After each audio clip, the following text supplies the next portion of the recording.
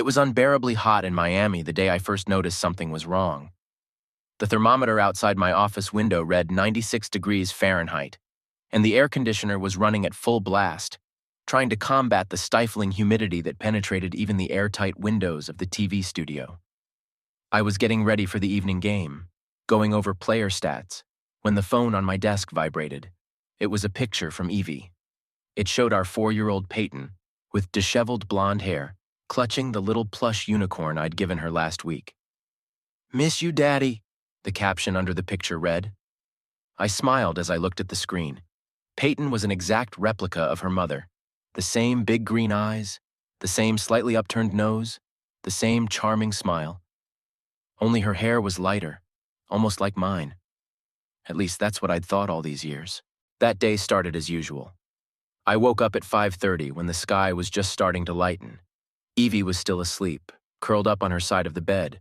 She'd been working the night shift at the hospital for the past few weeks, and we hadn't seen much of each other. I got up quietly, trying not to wake her, and went for a run. Miami was slow to wake up. The streets were almost empty, with only the occasional car breaking the morning silence. Sweat ran down my back after 5 minutes of running. Even at this early hour, the humidity was unbearable. I ran my usual 3 miles along the coast, watching the rising sun color the ocean pink. When I got home, I found Evie already up and making breakfast. She was wearing her favorite navy silk robe, her hair in a casual bun. She hummed something to herself as she stirred scrambled eggs in a frying pan. "Good morning, beautiful." I kissed her cheek, and she pulled away slightly. "You smell like sweat," she smiled, but I could hear some tension in her voice. "Get in the shower. Breakfast is almost ready." As I stood under the cool jets of water trying to wash away the morning heat, my mind was spinning with thoughts of the day ahead. There was an important game coming up in the evening. The Eastern Conference semifinals, the Miami Heat versus the Boston Celtics. I had commentated every game this season and knew tonight's game would be special. When I came down for breakfast, Peyton was already sitting at the table, chattering her feet and methodically smearing maple syrup on a plate of pancakes. "Daddy, Daddy, look, I drew a unicorn!" She held out her latest masterpiece to me, done with pink and purple crayons. "Gorgeous, princess." I kissed the top of her head, inhaling the familiar scent of shampoo. "Why don't we hang it on the fridge?" Evie set a plate of scrambled eggs and toast in front of me, and I noticed she was avoiding looking me in the eye. This was something new. Usually in the mornings we like to throw glances across the table like teenagers on a first date. "You have the day shift today?" I asked, buttering my toast. "Yeah, but I'll have to stay late. We have an important surgery this afternoon." She spoke without taking her eyes off her phone. "Don't expect me for dinner." This was new, too. In the past, she'd always warned me in advance of such delays, not at breakfast on the day of surgery. But I brushed the thought aside. After all, she was one of the best cardiologists in the clinic, and emergencies were common. After breakfast, I drove Peyton to daycare. She spent the whole ride telling me about her new friend Jake, who could make the coolest sand castles, and how Miss Sandra had taught them a new song about rainbows. "Daddy, why don't you come get me with Mommy?" she suddenly asked as we pulled up to the daycare center. "Because Mommy is very busy, Sunshine. She's helping sick people get better." I helped her out of the baby seat. "And yesterday she wasn't busy. I saw her at the park with Uncle Chris," Peyton remarked innocently, adjusting her pink backpack. I froze. "Which Uncle Chris, honey?" "The one who works with Mom. He bought me ice cream and said it was our secret." She pressed a finger to her lips, showing how good she was at keeping secrets. Something cold stirred in my chest. Evi hadn't mentioned taking Peyton to the park yesterday. And who the hell was this Uncle Chris? "Run along, princess, don't be late." I gave her a strained smile and waved her off. All the way to the studio, I couldn't get my daughter's words out of my head. Evie had said she had the night shift yesterday. I remembered her leaving around 7 p.m. dressed in her hospital uniform. By the time she got home, I was asleep. I was met at the studio by Max Parker, my co-host and best friend since college. He noticed right away that something was wrong. "You look like you've seen a ghost," he said, handing me a cup of coffee. "No, I'm fine." I tried to focus on the pre-match stats, but the numbers were blurring before my eyes. Come on, Garrett. I've known you for 12 years. What's wrong? I sipped my coffee, trying to gather my thoughts. Remember how I said Evie's been working a lot lately? Yeah, night shifts and all. Peyton just told me she saw her at the park yesterday with some Chris from the hospital, but Evie was supposed to be on shift. Max whistled. Maybe the kid got her days mixed up? Maybe, I shrugged, but doubt was already starting to gnaw at me from the inside out. The day stretched on interminably. I tried to concentrate on work, but my thoughts kept returning to my daughter's words. At lunchtime, I called Evie, but she didn't pick up. An hour later, I got a text. Sorry, honey, I had a checkup. Is everything okay? Everything's great, I replied, feeling anxiety rise to my chest. Good luck with the surgery. The evening before the match, I sat in the commentator's booth, watching the stands fill up. The stuffiness and tension seemed to have thickened to a fever pitch. Max was saying something about the Celtics' tactics, but I could barely hear him. The same thought kept running through my mind. What if everything I'd believed in over the past few years was a lie? After that match, I returned home past midnight. The house was unusually quiet and dark. Usually Evie left the hallway light on, knowing I was late getting home from games. There wasn't the usual goodnight note on the kitchen table. Those little signs of attention that used to seem so natural had now turned into a painful reminder that something had changed. I went upstairs, trying to tread softly so as not to wake Peyton. The door to the bedroom was ajar, Evie's quiet breathing coming from the room. I stopped in the doorway, looking at her silhouette in the moonlight. She was asleep on her side of the bed, curled up like always. Her phone was on the bedside table, screen down. I'd never paid much attention to little things like that before. The shower helped a little. The water washed away the fatigue, but it couldn't wash away the disturbing thoughts. As I toweled myself off, I noticed that there were new bottles on the bathroom shelf, expensive perfume and body cream.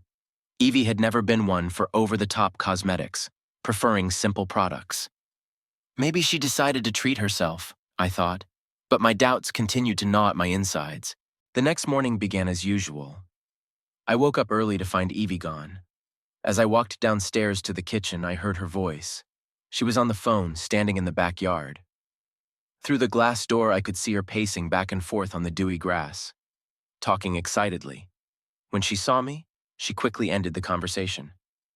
It's from the hospital, she said, entering the kitchen.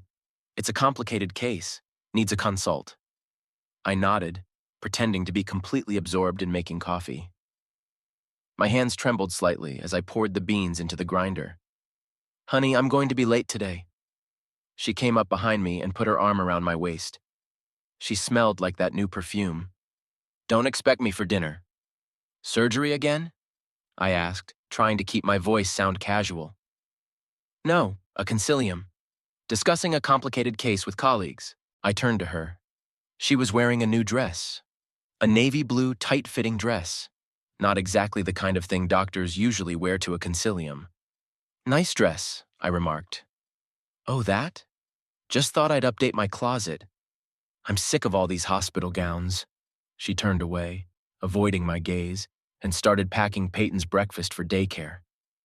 The day at work dragged on endlessly. I sat in my office trying to focus on preparing for the next match, but my thoughts kept returning to Evie's phone call this morning. Why was she out in the yard? She used to quietly discuss work matters in front of me. At lunchtime, Max came by with 2 cups of coffee and sandwiches.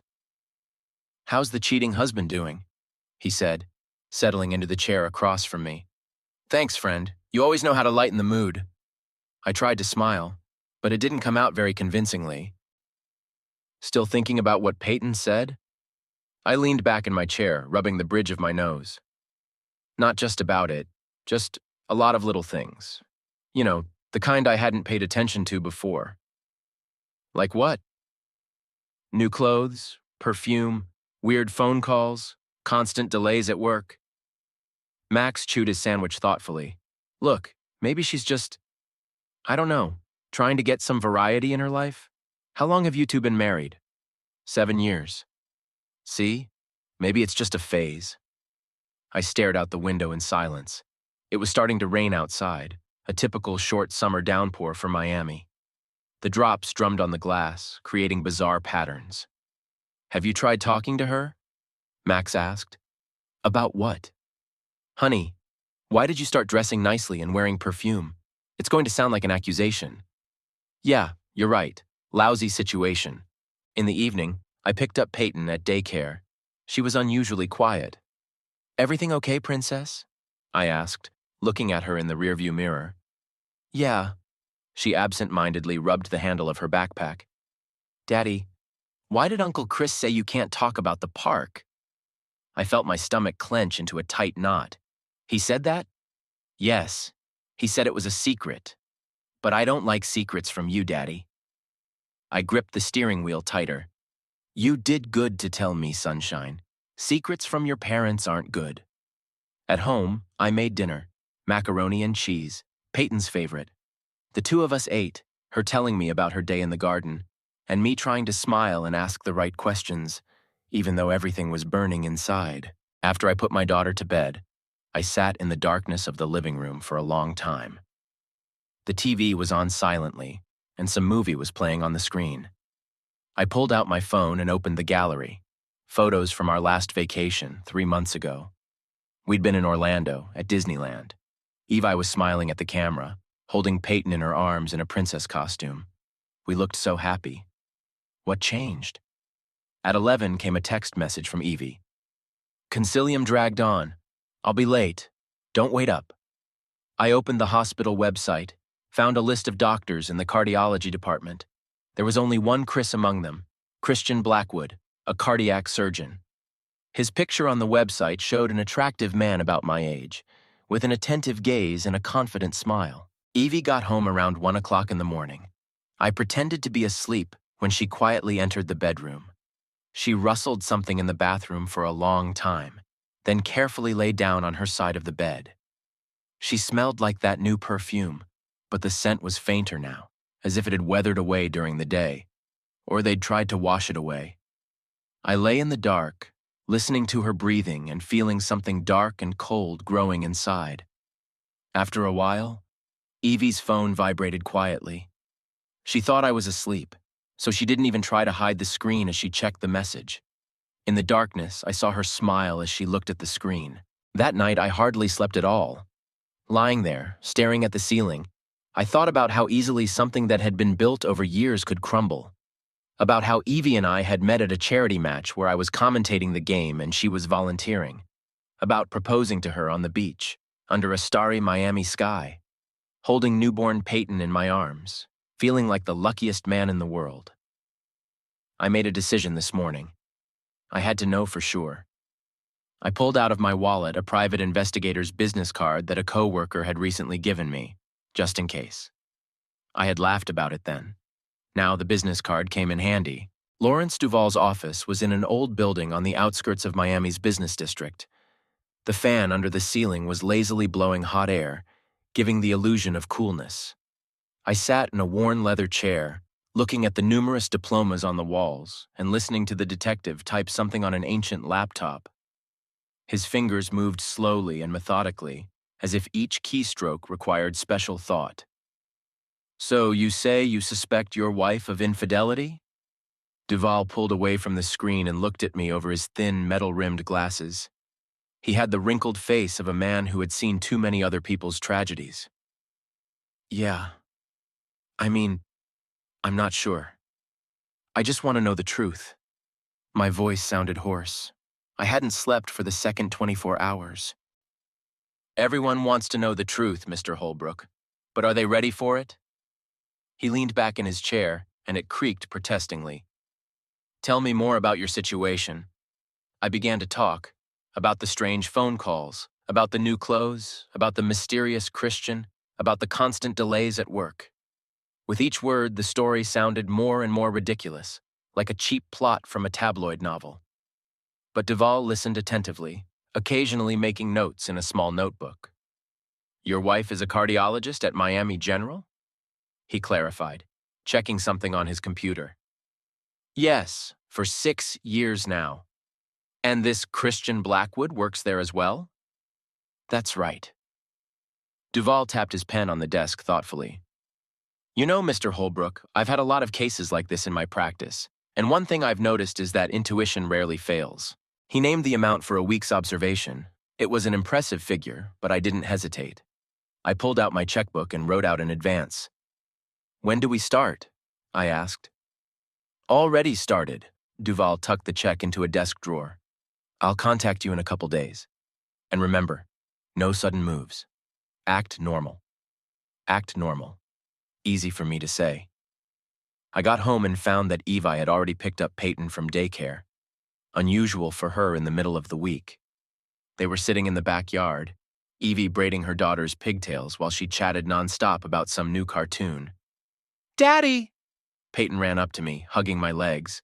She smelled like strawberry shampoo and baby sunscreen. You're early today. I looked at Evi. She looked unaccustomedly relaxed, like she'd taken some weight off her shoulders. Yeah, canceled a couple of counseling sessions, she smiled, but the smile wasn't genuine. Decided to spend some time with our princess. The three of us had dinner, the first time in a long time. Evi made lasagna, my favorite recipe from her mother. Peyton talked about her day, showed me her new drawings, and I sat there mechanically chewing my food and thinking about the fact that somewhere in the city, a detective had already started his investigation. You're kind of quiet today, Evi remarked as we washed the dishes. Peyton was already in bed. We could hear her talking to her toys before bed. Tired, I shrugged. Tough day at work. How about we watch a movie? She reached out to stroke my cheek, but I involuntarily pulled away, pretending to reach for a towel. Something flashed in her eyes. Resentment? Concern? But she quickly looked away. Sorry, I think I'll go to bed early. I was alone in the kitchen, staring out the window at the darkening sky. Lightning flashed in the distance. Another evening thunderstorm approaching, so typical of a Miami summer. The next 3 days turned into torture. I went to work, commentated on the games, picked up Peyton from daycare, cooked dinner all the usual. But every time Evie's phone rang, every time she was late, every time she wore a new outfit, I felt a pain somewhere under my ribs. Duval called Friday morning. Got the first results. His voice sounded dry and professional. Can you come down today? I canceled lunch with colleagues and drove to his office. Miami was melting hot. The asphalt seemed liquid in places. I parked in the shade of an old banyan tree and sat in the car for a few minutes, gathering my courage. There was a brown folder on Duval's desk, an ordinary office folder, just like dozens of others on his shelves. But just looking at it made my mouth go dry. Before we get started, the detective folded his hands on the desk. I want to ask you, are you sure you're ready? I nodded, not trusting my voice. He opened the folder. The first picture was taken outside the hospital. Evie coming out of the main entrance, a tall man in a white coat beside her. Christian Blackwood. They are having a lively conversation. The second photo is the same day, but it's evening. A restaurant in Coconut Grove. Evie is wearing the same navy blue dress. Blackwood says something to her, leaning across the table. She laughs. The third photo is of them leaving the restaurant, his arm around her waist. Enough. My voice sounded like a stranger's. I've seen enough. There's more. Duval turned the page.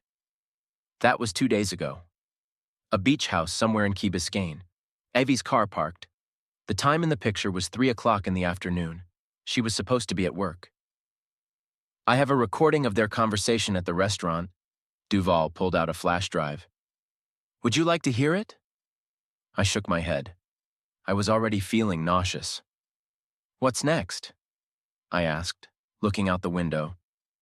A lone fly was crawling along the glass, trying to find its way out. That's up to you, Mr. Holbrook.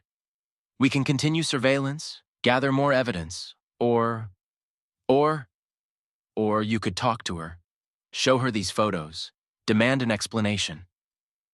I remained silent, examining my hands. A wedding ring glinted dimly on my ring finger. There's something else. Duval paused. It's probably none of my business, but given the length of their relationship and some of the details from their conversations, you might want to consider a paternity test. I looked up sharply. What? Just a guess based on experience. But if their affair lasts longer than... He didn't finish the sentence. Didn't need to. It was as if a bomb had exploded in his head. Memories, details, little things adding up to a monstrous picture. Peyton's green eyes, the same ones Evie had. And Christian Blackwood's. I walked out of the office on woozy legs. I got in my car, but I couldn't bring myself to turn the ignition key. In the glove compartment was a picture of Peyton and me at an amusement park, her sitting on my shoulders, both of us laughing. My daughter, my little princess. Or is she? I didn't go home that night. I called Evie, told her I'd be late for work. Lie after lie. She answered with her usual, "Okay, honey," in a voice so calm it turned my insides upside down. I wondered if that was the same tone she'd been lying to me in all this time. I parked the car near the beach and sat looking out at the ocean for a long time. The sun was slowly sinking below the horizon, coloring the water blood red. People walked by, couples holding hands, families with children returning from the beach. An ordinary evening in Miami. For them, the world wasn't falling apart. My phone vibrated. A message from Max. "Where are you? The match is in 2 hours." Shit. I'd forgotten all about the game. I tried to gather my thoughts, to imagine sitting in the commentator's booth, talking about defensive combinations and three-point shots, pretending everything was normal. It didn't work. I called Max back. "Listen, buddy, I can't make it tonight. Can you cover for me?" "What's wrong?" I heard anxiety in his voice. "I'll tell you later. I just can't right now." There was a pause. "Okay? But are you okay?" "No." I spoke the truth for the first time all day. The sunset changed to dusk. I got out of the car, took off my shoes, and walked along the water's edge. The sand was still warm from the heat of the day, and the waves licked lazily at my feet. It was here on this very beach that I proposed to Evie. We walked after dinner at the restaurant. I was nervous, constantly touching the ring box in my pocket. How did she feel at that moment? Did she love me at all? In my pocket was the flash drive Duval had given me. I didn't want to listen to her, but I knew I had to. How I had to do the DNA test. How I'd have to look Evie in the eye and hear the truth. But not today. Today, I just wanted to stop feeling that ache in my chest, that lump in my throat, that burning in my eyes. The phone vibrated again. This time, it was Evie. "Peyton wants to say goodnight." A minute later, the voicemail came through. A child's voice, a little sleepy. "Good night, Daddy. I love you." I sat up straight in the sand, not caring if I ruined my pants. The tears I'd been holding back all day finally broke through. Daddy. I'd always thought there was nothing more beautiful than that word. Now it cut like a knife. Around midnight, I arrived at Max's house. He opened the door, took one look at me, and silently went into the kitchen. He came back with 2 glasses of whiskey. "Tell me about it." I pulled out a folder of photos. Max looked through them, whistled quietly. "Shit. That's not all." I took a sip of whiskey. "Duval thinks... He thinks Peyton might not be my daughter." Max choked up. "What? No, she can't be. I mean, she looks just like you." "Really?" I grinned bitterly. "Take a closer look. The hair maybe, but the eyes, the nose, the smile, all from Evie or from him. Look, you can't know for sure." "I can." I pulled a small package out of my pocket. "Bought a paternity test today. It's homemade, but it'll do for the first time." "What are you going to do?" "I'm going to get a sample from Peyton tomorrow. Tell her about a school project on genetics or something. I'll have the results in 3 days." Max shook his head. "And then?" "Then?" I finished my whiskey in a salvo. "Then I'm going to ruin someone's life, either mine or theirs." I stayed the night at Max's place, on the couch in the living room. It didn't work to fall asleep. Every time I closed my eyes, pictures rose up in front of them. Evie laughing at someone else's joke. Blackwood's arm around her waist. The beach house. I felt wrecked this morning. Showered, changed into the spare clothes I kept in the car in case of sudden press conferences. The mirror reflected a gaunt face with red eyes and stubble. "Pull yourself together, mate. You don't look good," Max remarked, handing me a mug of coffee. Thanks. You always know how to be supportive. Why don't you take the day off? I shook my head. No, I need something to keep my head busy. At work, I mechanically performed the usual activities, reviewing statistics, preparing notes for the evening match, answering emails. Colleagues looked at me strangely, but no one asked me anything. I guess Max explained to everyone that I was having a bad day. At lunch, I drove to the daycare center. Peyton ran out to me, excited, with a new drawing in her hands. Daddy, look, you're the one commentating on basketball. On the piece of paper were colorful scribbles remotely resembling a basketball court and a man with a microphone. I pulled her against me, breathing in the familiar scent of baby shampoo and candy. Sunshine, can you help Daddy with one experiment? I pulled out a test. You just have to rub this thing inside your cheek. Like in the lab? Her eyes lit up. She loved playing doctor, just like Mommy, like Mom. Yes, sweetie, like in the lab. That evening, I sent the samples to the lab. 3 days, just 3 days, and I would learn the truth, or something that would ruin my life forever. At home, Evie was cooking dinner. She smelled like a hospital and tired. She tried to kiss me, but I turned away, pretending to check messages on my phone. Is something wrong? She asked, chopping vegetables for a salad. The knife clattered against the cutting board in time with my heartbeat. No, just tired. We ate dinner in silence, broken only by Peyton's chatter about daycare and new friends. I stared at her, trying to find any resemblance to myself, searching and afraid I wouldn't find it. At night, I couldn't sleep again. Lying there listening to Evie's breathing, I thought about how many nights she'd spent in that beach house, how many times she'd said, I'll be late for work. And then, at what point did our life become a lie? And more importantly, why didn't I see it before? On my bedside table was a framed picture of the three of us at an amusement park. A happy family. I got up, turned the picture face down, and walked out of the bedroom. In the living room, I turned on my laptop, inserted the flash drive from Duval. It was time to hear the truth in their own voices. I sat in my car in front of the lab building, clutching the sealed envelope in my hands. I had been sitting there for 15 minutes, hesitating to open it. Rain was dripping outside the window, sparse drops sliding down the windshield, distorting the view of the empty parking lot. The air conditioner was on full blast, but I was still hot and cold. The last 3 days had become an endless nightmare. I couldn't sleep, hardly ate, and did my work mechanically. The tape from Duval's flash drive haunted me even in my sleep. Their laughter, fragments of phrases, the sound of kissing. Evie saying, I'm so tired of pretending. Blackwood responding, things will change soon, I promise. My hands shook as I ripped open the envelope. Inside were several sheets with tables, graphs, and some scientific terms. I ran my eyes over the text, looking for the main thing. And there it was. The probability of paternity, 0.4%. Nausea set in. I jumped out of the car into the rain, throwing up right on the parking lot asphalt. The rain intensified.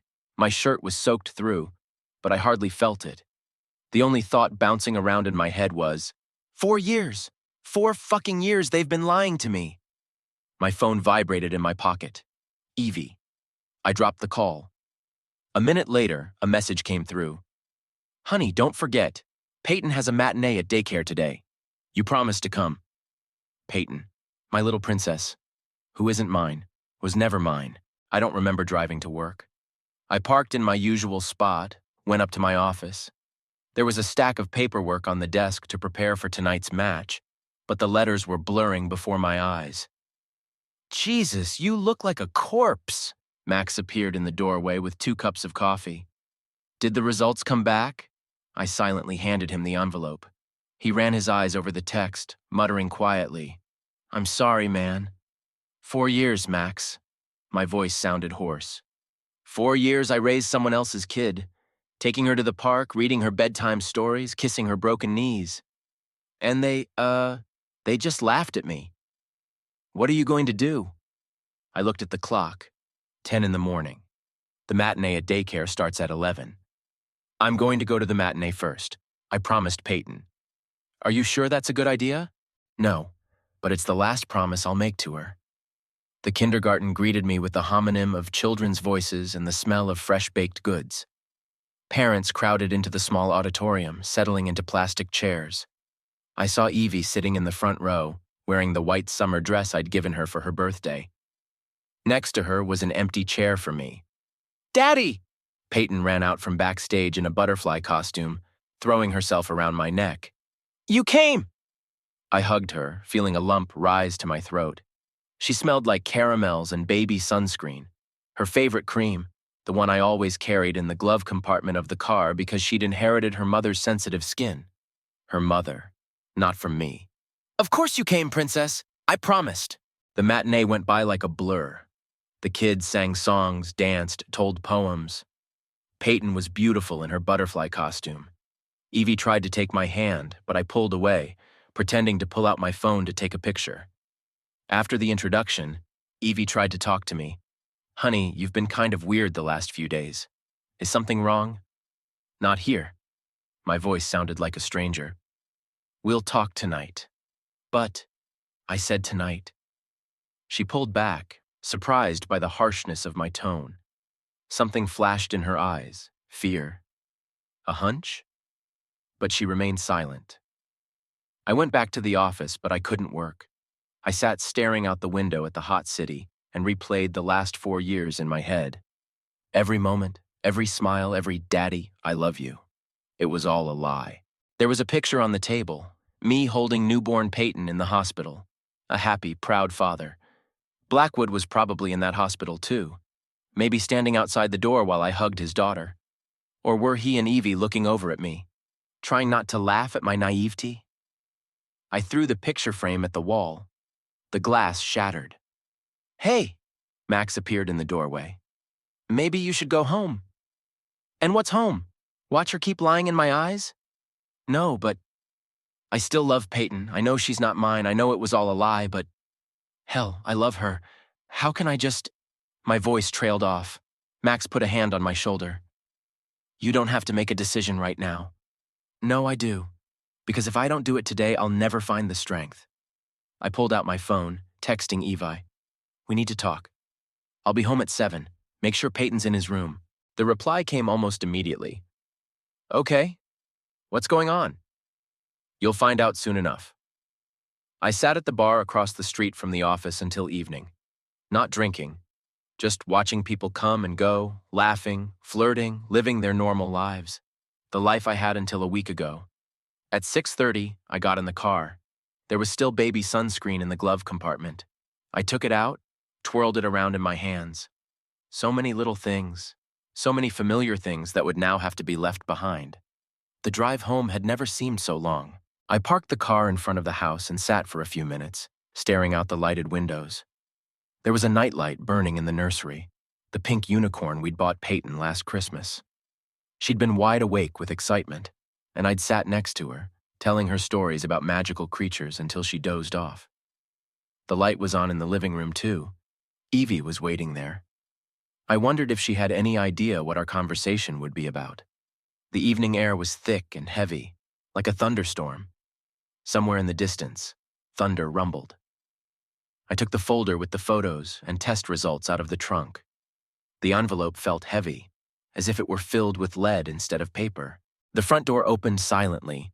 I always made sure the hinges were well oiled so they wouldn't squeak when I got home late from matches. Such a fun little thing, taking care of a house that will soon no longer be yours. Evie sat on the couch with her hands folded in her lap. On the coffee table were 2 cups of tea, her favorite chamomile tea. She always brewed it when we were about to have a serious conversation. "Hey," her voice sounded unsure. "I put Peyton down. She was really tired after the matinee." I nodded, not trusting my voice. Placing the folder on the desk, I sat in the chair across from her. Not next to her on the couch like I usually did. Not now, when every inch of proximity felt like betrayal. "What's going on, Garrett?" Evie reached for the cup, but her hand trembled slightly. "You haven't been yourself these past few days." I silently opened the folder, pulling out the photos. One by one, I spread them out on the table like cards in a solitaire game. The restaurant, the beach house, his arm around her waist, her laughing face. Evie went pale. The cup froze halfway to her mouth, then slowly sank back down onto the table. The tea sputtered onto the saucer. "It's not what you think," she started, but I raised my hand, stopping her. "Don't!" My voice sounded surprisingly calm. "I heard your tape at the restaurant. I'm so tired of pretending." Those were your words, weren't they? She closed her eyes. A tear rolled down her cheek, leaving a dark trail of mascara. "How long ago?" I asked. "Garrett, how? How long ago?" She swallowed. 5 years, since I started working in the cardiology department. 5 years, even before Peyton was born. Something clenched in my chest, making it hard to breathe. You know, I pulled the last sheet out of the folder. When Duval suggested a paternity test, I thought he was wrong. I was sure that at least on this one you couldn't have lied. Evie looked up sharply, her eyes widening with horror. "No, you didn't." "Here are the results." I placed the sheet in front of her. 0.4%. Even mathematically, that's almost nothing. Just like my place in Peyton's life, right? "I'm sorry," she whispered. "I'm sorry. I've wanted to say, so many times I've wanted to." 4 years, I stood up, walking over to the window. The rain had already started, the drops drumming on the glass. 4 years I was her father, read her fairy tales, wiped her tears, taught her how to ride a bike. And you and him, what, did you laugh behind my back? Talking about what an idiot I was? "No." She stood up too. "It's not like that. You're such a wonderful father. The best one could ever dream of. That's why I couldn't." "Don't you dare!"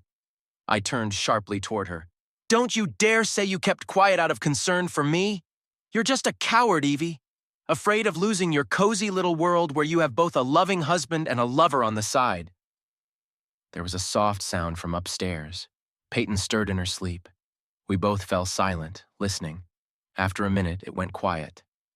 "What now?" Evie asked, barely audible. I walked over to the wall where our pictures hung. The wedding, the honeymoon, Peyton's first Christmas. Every picture was a lie. "Now you're going to pack your things and go to him. Tonight." "And Peyton? What about Peyton?" I grinned bitterly. "She's his daughter, isn't she? Let her finally get to know her real father." "But she loves you." "And I loved you." The words scratched my throat. "See how easy it is to destroy love?" At that moment, the door creaked upstairs. Small footsteps on the stairs. Peyton always came down at night for a drink of water. "Daddy? Mommy?" She stood on the bottom step in her pink unicorn pajamas, clutching her teddy bear to her chest. "Why are you screaming?" I felt something tear up inside. This is the last time she calls me daddy. The last time I see her like this, sleepy, disheveled, looking at both of us so trustingly. "It's okay, princess," my voice trembled. "Mommy will walk you back to your crib." Evie walked up the stairs, taking Peyton's hand. Turning around, she said, "Give me an hour. I'll gather the essentials." I nodded without looking at her. When they disappeared upstairs, I walked out into the backyard. It was raining like a bucket, but I hardly noticed it. In the corner of the yard stood the toy house that Peyton and I had painted pink last summer. On the porch still lay her dolls, forgotten after the last game. How many little things like that will remain in my life? How many reminders of 4 years that now seem like a beautiful and cruel dream? Somewhere in the house, Peyton was crying. Apparently, Evie had started packing up her things. I clenched my fist so hard my nails dug into my palms. I had to hold on. 1 more hour, just 1 more hour, and it would all be over. Every minute stretched into an eternity. The rain had ended, but the air was still filled with moisture. Evie's car was parked in the driveway, trunk open. 2 suitcases, a few boxes of Peyton's toys, and a backpack with some belongings were all that was left of 7 years of marriage. I stood at the living room window, watching Evie methodically stack her things. Every move she made felt like a pain somewhere beneath my ribs. Upstairs, Peyton was still sobbing. She didn't understand why she had to go somewhere in the middle of the night, why her mother was putting her favorite toys in boxes, why her father didn't come upstairs to chase the monsters out from under her bed and tell her a story. 2 cups of chamomile tea were cooling on the kitchen table. Peyton's pink hairpin lay beside her, the same one I'd bought her last week, when I'd picked her up from daycare. She had been so excited about that simple thing then, and she had hugged me and said, "You're the best daddy ever!" Lies. Everything was a lie. Evie came down the stairs, holding the last bag in her hands, with some little things she'd hastily gathered from the bathroom. "Yeah, I think that's it." Her voice sounded broken. "I'll pick up the rest later." I remained silent, continuing to stare out the window. It was already dark outside, only the streetlights illuminating the wet post-rain asphalt. "Peyton doesn't want to come down," Evie continued. "Maybe you—" "No," I cut her off abruptly. "Just take her and go." "Garrett, please. She doesn't understand what's going on. She needs her real father." I finally turned to her. "Isn't that what you told Blackwood? That it's time to tell the truth, that she needs to know her real father?" Evie flinched. "You heard. I heard everything." I pulled a flash drive out of my pocket, placing it on the table next to the photos. "Every word of your conversation in the restaurant, every laugh, every whisper." Peyton appeared at the top of the stairs. She'd changed into her favorite dress, the pink one with unicorns that I'd given her for her birthday. In her hands, she held the teddy bear I'd won for her at an amusement park 2 years ago. "Daddy," her voice trembled. "Are you coming with us?" I clenched my fists so hard my nails dug into my palms, not to look at her, just not to look. "No, Princess, you're going with Mom." "But why? You promised to take me to the park on Sunday. You promised." Every word she said stabbed.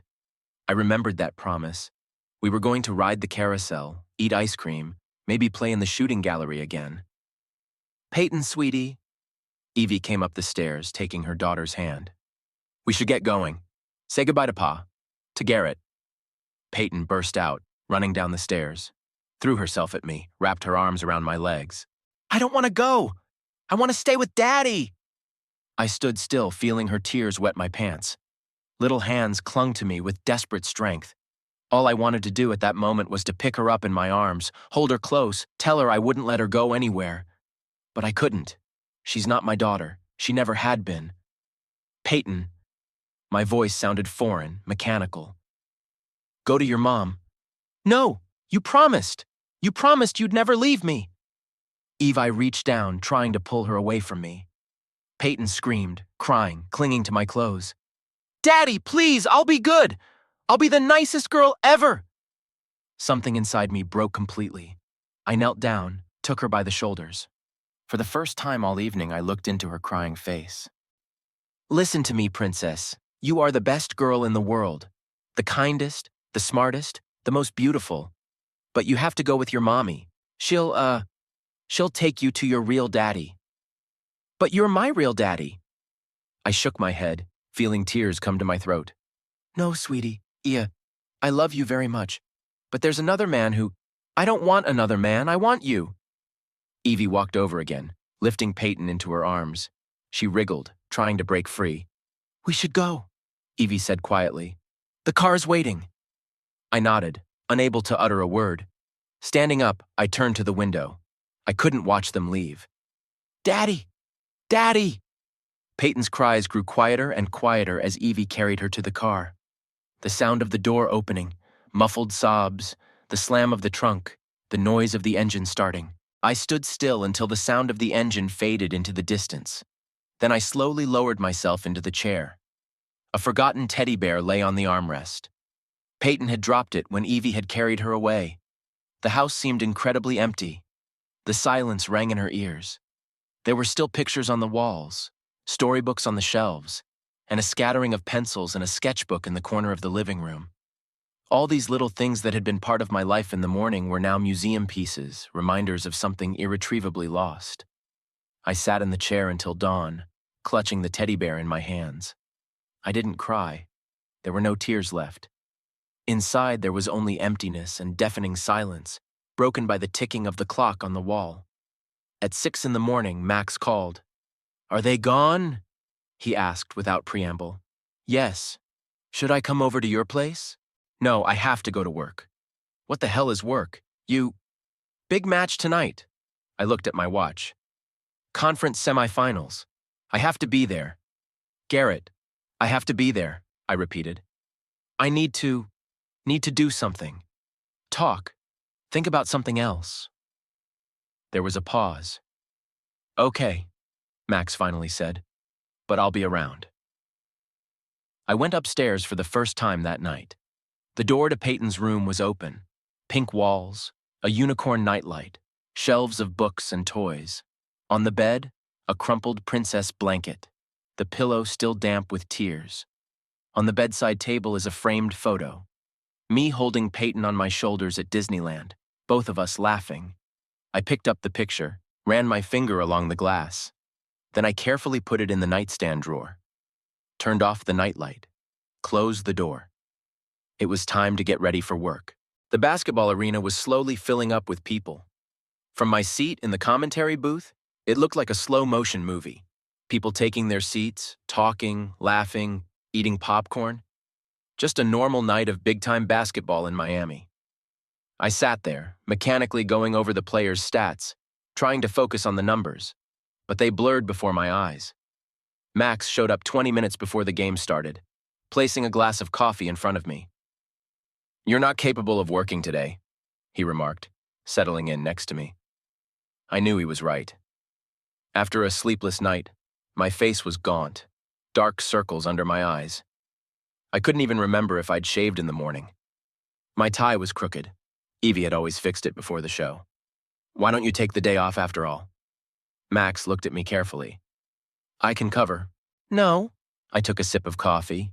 Too hot, too bitter. "I have work to do." There were 15 minutes until the match started. Technicians were checking microphones, setting up monitors. Downstairs, the teams were coming out for warm-ups. The squeak of sneakers on the floor, the clatter of balls, the shouts of coaches, the familiar sounds that usually put me in the mood to work. Today they seemed distant, unreal. I pulled out my phone, a few missed calls from Evie, a text from her. "Peyton won't stop crying. Why don't you talk to her?" I deleted it without answering. "You know," Max slid the player stats toward me, "you don't have to stop talking to her. With Peyton, I mean. A lot of divorced couples." "We're not a divorced couple." I pushed the papers away more abruptly than I intended. "I'm not her father. Never have been. All of this, all these 4 years have been a lie." "Love can't be a lie, Garrett." I remained silent. Something stirred in my jacket pocket. The pink hairpin Peyton had left on the table. I'd put it there this morning without even thinking about it. 10 minutes to kickoff. The arena was almost filled. The air was buzzing with excited voices, music, loudspeaker announcements. At another time, I would have felt that special pre-match excitement, the anticipation of the big game. Now I felt nothing but a dull ache somewhere in my chest. "Sound check, 1, 2. The technician gave us a thumbs up. I pulled the microphone closer, coughed, had to pull myself together. Just do my job. Just commentate on the game like I'd done hundreds of times before. 5 minutes. The teams had gone to the locker rooms. On the court, a group of cheerleaders began their performance. Pink pom-poms flashed in the spotlight, the same color as the dress Peyton had worn last night. "Daddy, you promised!" I clenched my fists, my nails digging into my palms. Not to think about it. Not right now. 30 seconds to air! Max put a hand on my shoulder. "You can do this!" I nodded. My throat was dry. 10 seconds. 9. 8. The lights in the arena began to go out. The crowd buzzed in anticipation. 3, 2, 1. Ether! I lifted the microphone to my mouth. My voice sounded hoarse but firm. "Good evening, ladies and gentlemen. This is Garrett Holbrook and Max Parker.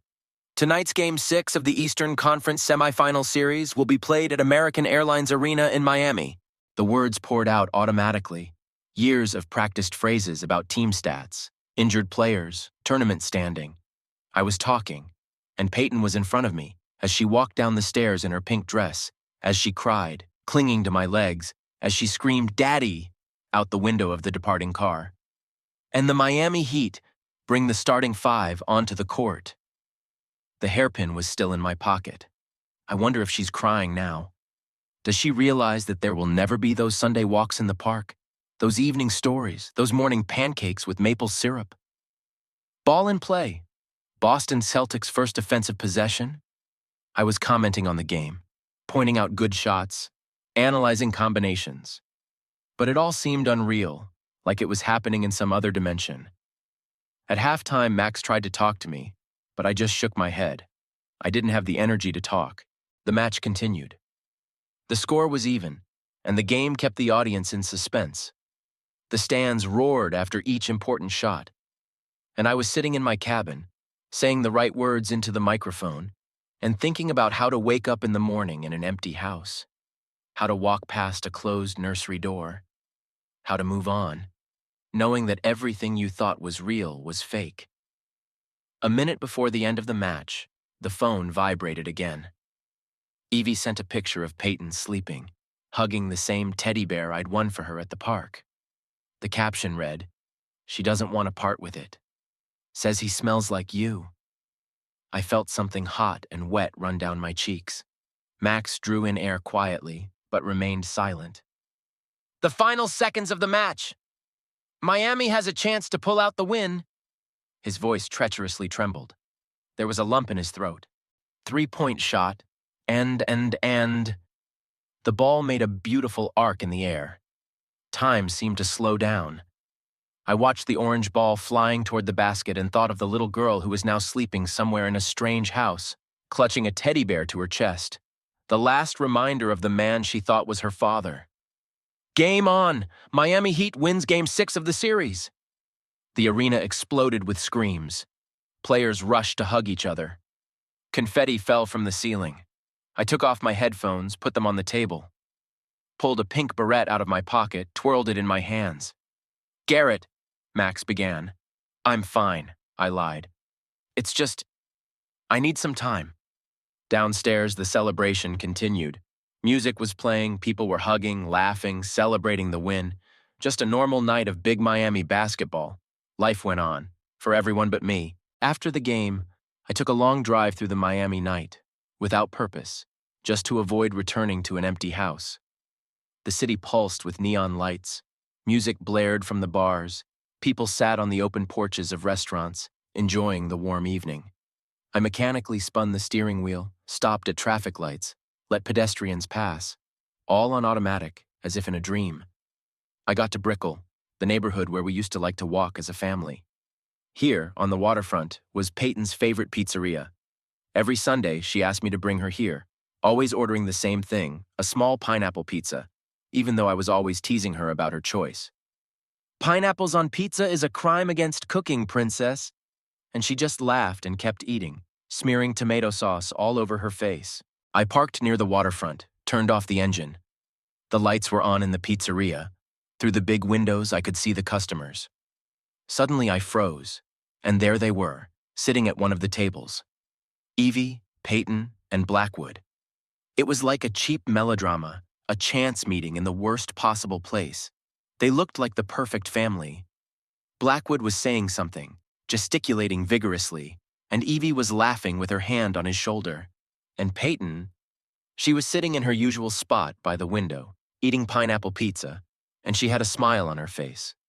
The same smile that I used to think was just for me. Inside, something shattered. There was no jealousy or anger, just emptiness, deaf and endless like a cosmic vacuum. I looked at them and saw my life, which now belonged to someone else. My little princess, who was already learning to smile at her new daddy. My wife, who could finally be openly with the one she truly loved. Blackwood wiped the sauce off Peyton's cheek with a napkin just like I'd done hundreds of times. She kissed him back with the same quick flying kiss she'd always kissed me with. Evie looked at them with tenderness, the same tenderness I'd once thought was meant for our family. Something stirred in my pocket, the pink barrette I still carried with me. I pulled it out, twirled it in my fingers. The plastic glistened in the light of the street lamps. Such a small thing, but how many memories. At a neighboring table, a young couple with a small daughter. The girl was capricious, didn't want to eat vegetables. The father whispered something in her ear, probably promising her ice cream for good behavior. The mother shook her head but smiled. It was just a normal family scene, the kind that happens by the thousands every night in restaurants around the world. I looked at them and realized that I would never be a part of such a scene again. Never again would I whisper secrets in Peyton's ear. Never again would I wipe the gravy off her cheeks. Never again would I hear her laugh at a family dinner. It all belonged to another man now, her real father. At the pizza place, Blackwood pulled out his cell phone, showing something to Peyton. She clapped her hands happily, just like she clapped when I showed her pictures of basketball games. Evi moved closer to them, peering over my shoulder at the screen. They looked so happy, so right together. And I sat in the dark car, clutching a baby hairpin in my hand, and felt the last remnants of my old life dissolve into the night air of Miami. The city lived its usual life, noisy, bright, full of movement. People were rushing somewhere, laughing, kissing, fighting, making up. And I was frozen in time, in this moment of absolute emptiness. Peyton finished her pizza. Blackwood wiped her mouth with a napkin, helped her put on her backpack. Evi took her hand. They got up from the table, headed for the exit. I squirmed in the seat, even though I knew they couldn't see me through the tinted windows. They stepped out onto the boardwalk, and I saw Peyton take Blackwood's hand in the same trusting, childlike way she'd once held mine. They walked along the water to where the boats at the dock glistened in the moonlight. A quiet family evening, a proper one, real. I started the car. The navigator screen flashed on the dashboard, suggesting a route home. But what does home mean now? Empty rooms, silent walls, closed nursery door? I pulled onto the street, joined the flow of traffic. Miami rolled toward midnight, lighting up more and more neon lights. Ahead was another traffic light, another intersection, another aimless lap around the city at night. The pink barrette was still lying on the passenger seat.